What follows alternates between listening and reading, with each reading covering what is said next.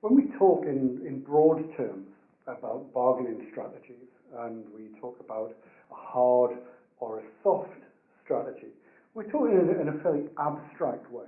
Whereas as bargainers, we actually have to be quite specific. We have to think about what it is precisely that we want, and we have to be fairly clear about what it is that our principals expect from us, what our most ambitious target might be that we can realistically hope to attain, and we have to know with quite a good degree of certainty what our absolute minimum settlement point will be before we start to get into real trouble with our principals.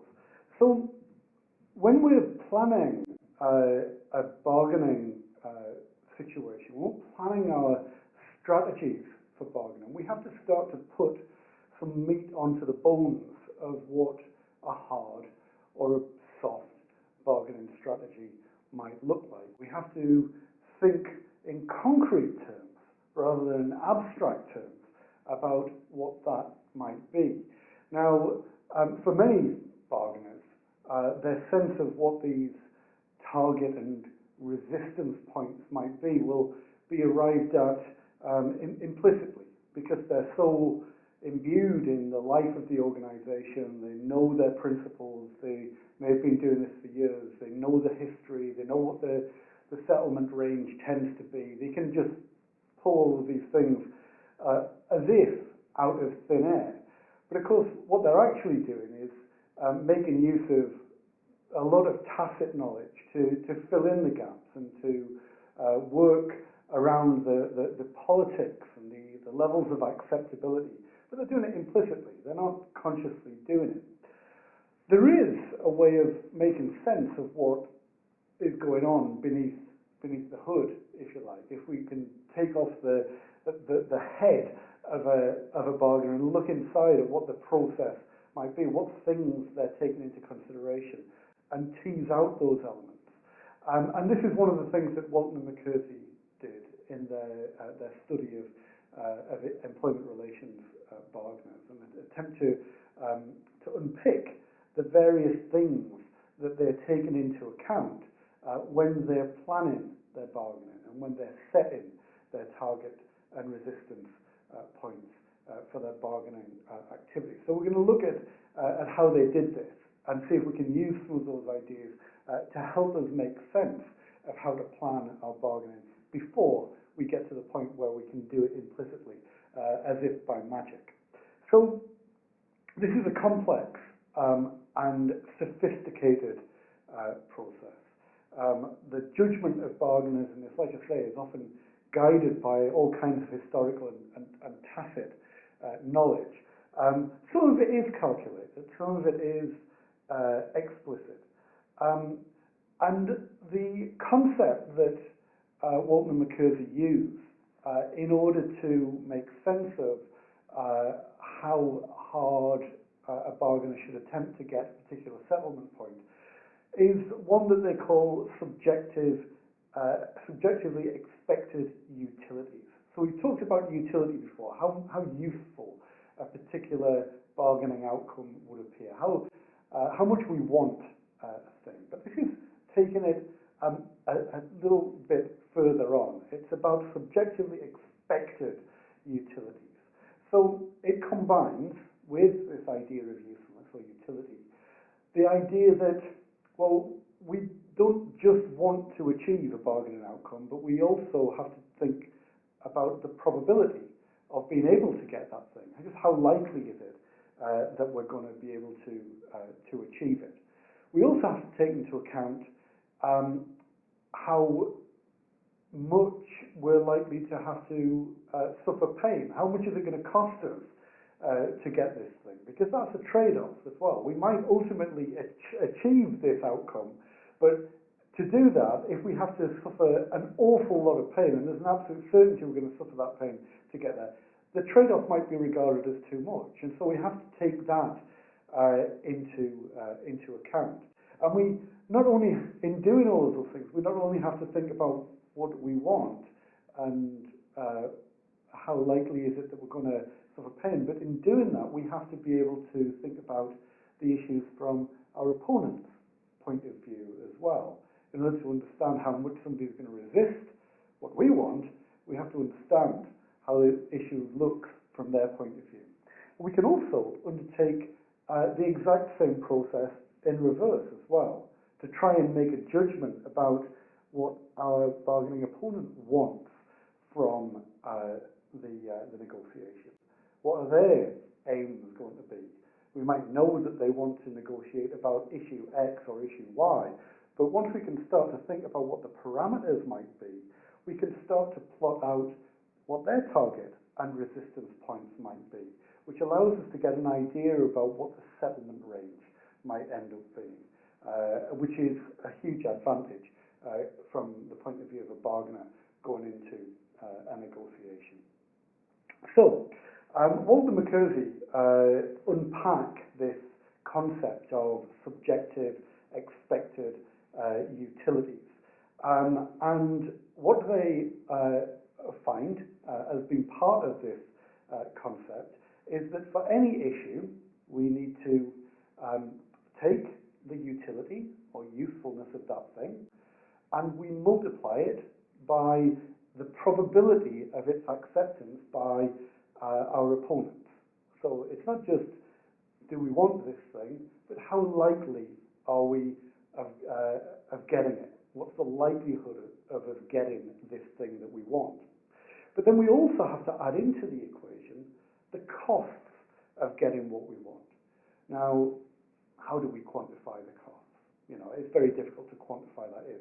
In a sense, the cost of an industrial dispute, you know, it's very difficult to quantify, but we can put a figure on that. So we think about the costs of getting what we want, just as a stand-in for how painful this thing is going to be.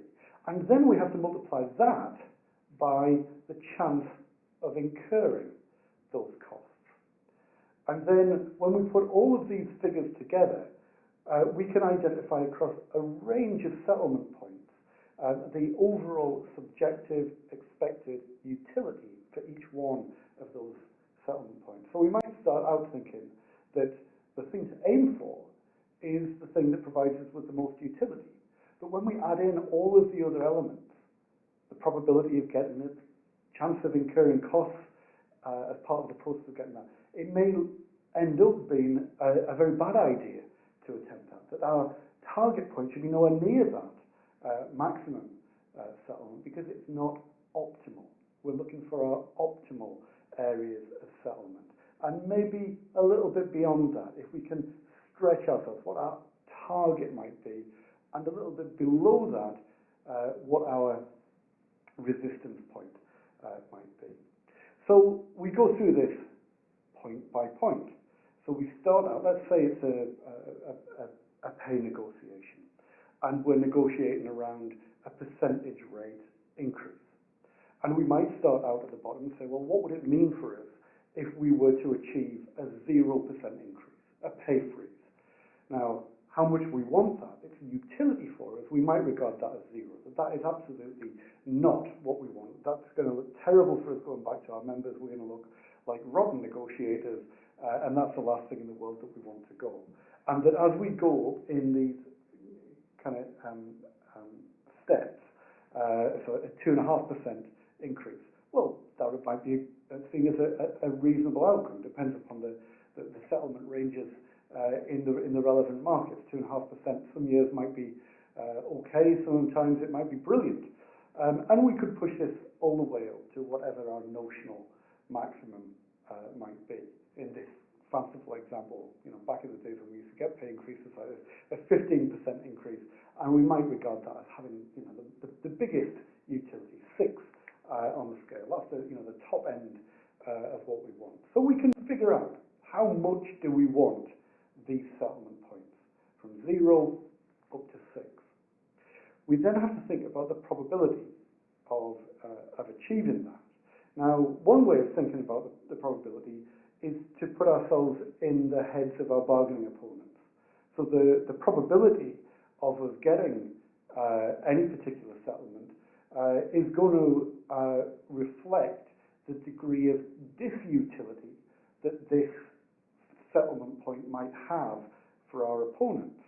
So for a 0% pay increase, we may regard that as an absolute certainty. Of course, we can go in and get a 0% increase because it doesn't require any movement from them. And unless they're actually wanting a pay cut, that represents a racing certainty. So we can give that a probability of 1. We can definitely get a 0% increase. And we may go up the scale, and at our top end, it may have maximum utility, but actually we are never going to get a 15% increase. It has so much disutility from our opponent's point of view that we simply can't get it. So the first part of the equation is fairly straightforward. If utility multiplied by the probability of getting it, and we end up with the first set of totals, or first column of totals in this process. We then have to add in the costs. So our costs are standard. Let's just say our costs are the cost of a withdrawal of labour, the cost of running a strike, and we put this as -2. It's a negative figure in a sense. It doesn't really make that much difference. And then we start to think about the probability of having to incur those costs. So the probability of having to incur those costs is a function of the probability of getting the agreement over the settlement point in question. So if we think about that 0% increase again, we know that there was 100% certainty of being able to achieve that outcome. So because there's 100% certainty of getting it, there's a 0% chance of incurring costs. At the other end of the scale, the 0% chance of achieving a 15% increase is reflected in a 100% chance of incurring costs in attempting to achieve that outcome. So we're as certain as we can be that we aren't going to get that, and if we try to get it, we are going to have to run a strike. We're going to have to incur those costs to get it. And the other settlement points kind of shade from one end of that scale to the next. So when we get that second total and we add it to the first total, we end up with a range of subjective expected utilities for each one of those settlement points. Now, when we run that through, if we aim for a 0% pay increase, in the first column we had 0, in the second column we had 0, and so the overall subjectively expected utility for a 0% increase is 0. If we go to the other end of the scale, and we think about that fanciful 15% increase, we ended up with a 0%, a 0 in the first column, because it was 0 chance of getting it. So whatever the utility, it's not going to happen. So whatever the utility multiplied by 0 is 0. But there was a 100% chance of incurring the cost. So 1 times -2 equals -2, plus the 0 from the first column equals an overall subjective expected utility of -2. Now that tells us that it'd actually be worse to go for our maximal bargaining objective. 15% pay increase would actually be worse than it would be to go for a 0% increase because of the impact of certainty of incurring those strike costs. But the other figures in between those points tell a more interesting story. We kind of know implicitly that is going to be not a reasonable bargaining objective to pursue. But some of the other figures are more interesting. So say if we go to the 2.5% increase, we end up with in the final column with a subjective expected utility of 0.7. At 5%, 1.2. 7.5%, 0.75. Then as soon as we go a little bit higher, we're back down into the negative territory at 0.6, and then minus 1.25, and then, as we said already, -2 for the 15%. Now, what's interesting is that between the 2.5% settlement point and 0, there's a big fall off. You know, that goes from there's no utility for us doing, there's no SEU at all to 0.7. And at the other end, we go from a 7.5% settlement with an SEU of 0.75 down to 0.6. There's a real divergence. Now, what these divergences tell us is that there's something significant. They represent kind of boundaries about the overall utility, the subjective expected utility of these bargaining points. And that either side of those, the utilities fall away quite dramatically. Which tells us if we want to try and optimize our bargaining objectives, we ought to be thinking about these as realistic limits. Because either side of that, the advantage of pursuing them just drops away quite significantly. The optimal approach to take, which balances benefits against costs most effectively, is the 5% increase with an SEU of 1.2. Now, this then it helps us to determine our bargaining range. What our resistance point is. We don't want to be accepting anything less than 2.5, because once we drop below that, things start dropping away very fast. We don't want to target anything beyond 7.5, because beyond that, things start dropping away quite substantially. So it really helps us to make sense of our own bargaining position. Now, of course, we can attempt this on the other side as well. It's going to be much more difficult to be accurate to some extent because we don't know what they're thinking. But we do know what our resistance to some of their objections might be. So we can think about how much probability we can enter into the equations with a bit more accuracy.